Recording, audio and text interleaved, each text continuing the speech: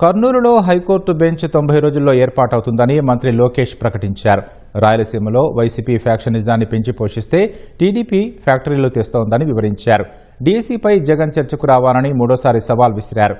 కూటమి పార్టీలు 15 ఏళ్లు కలిసే ఉంటాయని, విడాకుల ప్రసక్తే లేదని తేల్చి చెప్పారు. కర్నూలు జిల్లా మండగిరి ప్రాంతంలో ఆదోని నియోజకవర్గ టీడీపీ నేతలు, కార్యకర్తలతో లోకేష్ సమావేశమయ్యారు. మంత్రి టీజీ భరత్ సహా జిల్లా పార్టీ ఇన్ఛార్జీలు చేసిన విజ్ఞప్తులపై సానుకూలంగా స్పందించారు. యువగళం పాదయాత్రలో తాను ఇచ్చిన హామీలన్నీ గుర్తున్నాయన్నారు. పరిశ్రమల శాఖ మంత్రి టీజీ భరత్ పోరాడి మరీ పరిశ్రమల్ని కర్నూలుకు తీసుకొస్తున్నారని లోకేష్ ప్రశంసించారు. సంక్షేమం, అభివృద్ధిని సమపాళ్లలో తీసుకెళ్తుంటే జగన్ అబద్దాలతో ప్రజల దృష్టి మరల్చే ప్రయత్నం చేస్తున్నారని దుయ్యబట్టారు. డీఎస్సీపై చర్చకు రావాలనే సవాల్కు స్పందించారు. దమ్ము జగన్ కు లేదని లోకేష్ ఎద్దేవా చేశారు. ఆ సైకోకి టీచర్లంటే చాలా కోపం. ఇప్పుడు ఏకంగా నా పైన ఆరోపణలు చేస్తున్నాడు. అయ్యా 10th క్లాస్ తప్పిన బ్యాచ్ మేము కాదయా, స్టాన్ఫర్డ్ కి వెళ్ళిన బ్యాచ్ మేము. మూడోసారి నిన్ను ఛాలెంజ్ చేస్తున్నా జగన్. టైం డేట్ నువ్వు ఫిక్స్ చేయి, చర్చకు నేను సిద్ధం, నువ్వు సిద్ధమా అంటున్నా. 16 నెలలు జైలుకి వెళ్ళింది ఎవరో ప్రజలకు బాగా తెలుసబ్బా.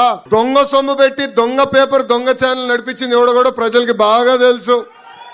డిఎస్సి గురించి చర్చిద్దాం. మీరు ముఖ్యమంత్రిగా ఉన్నప్పుడు గ్రూప్ 1 కుంభకోణం గురించి చర్చిద్దాం. క్వార్టర్ బాటిల్ కుంభకోణం గురించి కూడా చర్చిద్దాం. నేను రెడీ అని చెప్తున్నా. మొన్న ఛాలెంజ్ చేస్తే ఆయన పక్కన ఒక చెంచా బయటకు వచ్చాడు. నేను ఛాలెంజ్ చేసింది మీ నాయకుడిని. దమ్ము ధైర్యం మీ నాయకుడికి లేదు. మధ్యలో నువ్వేడా వచ్చి నాకు ఛాలెంజ్ చేసేది? ఆయన ఛాలెంజ్ చేశాడు, నేను రెడీ అన్నా. అరే సిబిఐ ఎంక్వైరీ అంటున్నాడు. సిబిఐ మీకు అంత ప్రేమగా ఉంటే ఎందుకు స్టే తెచ్చుకున్నావు అబ్బా బాబాయ్ హత్యలో?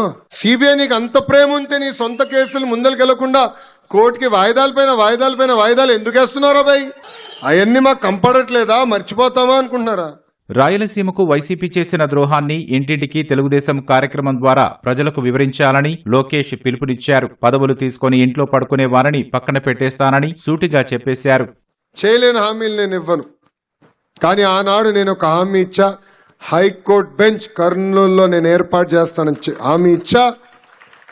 రాబోయే 90 రోజుల్లో హైకోర్టు బెంచ్ కర్నూలుకి తీసుకొచ్చే బాధ్యత మన ప్రభుత్వాన్ని. ఇవన్నీ చేయగలుగుతున్నాం అంటే కేంద్ర ప్రభుత్వం సహకారం ఉంది. అధికారంలో ఉన్నప్పుడు ప్రతిపక్షంలో ఉన్నట్టే పనిచేయాలి. No crossfire, no misfire, no విడాకులు. క్లారిటీగా మీ అందరూ తెలియజేస్తున్నా. 1 కాదు 2 కాదు, కనీసం 3 టర్మ్లు కలిసికట్టుగా పనిచేస్తేనే దారి తప్పిన రాష్ట్రాన్ని సరైన దారిలో పెట్టుకెళ్తాం. మనం చూసాం 151 11 అయింది. దానికి ప్రధానమైన కారణం వాళ్ళకి ఆనాడు ఉన్న అహంకారం. ఇప్పుడు కూడా తగ్గల. సో మనం అహంకారం వీడాలి, తగ్గి ఉండాలి, ప్రజల దగ్గరికి వెళ్ళాలి. ఇప్పటి వరకు మీరు బాబు గారిని చూశారు. ఇప్పుడు నేను వర్కింగ్ ప్రెసిడెంట్ అయ్యా. నేను పడుకోను, మిమ్మల్ని పడుకొని అందరినీ పరిగెత్తిస్తా. ఎవరైతే పని చేస్తారో వాళ్ళని ప్రోత్సహిస్తా. ఎవరైతే పని చేయరో, పదవి తీసుకుని ఇంట్లో పడుకుంటారో, ఒక్కసారి చెప్తా, రెండోసారి చెప్తా, మూడోసారి దండం పెట్టి మార్చేస్తా. నాకు ఎలాంటి మొహమాటాలు ఉండవు. మొహమాటం బాబు గారి డిపార్ట్మెంట్ అబ్బా, నాది కాదు. మనసులో ఉంది, నేను చెప్పేస్తా. నచ్చినా నచ్చపోయినా నేను చెప్తాను భయ్. టీడీపీ నాయకులు కూటమి పార్టీలతో భేషజాలు వదిలేసి సమన్వయంతో పనిచేయాలని లోకేష్ స్పష్టం చేశారు.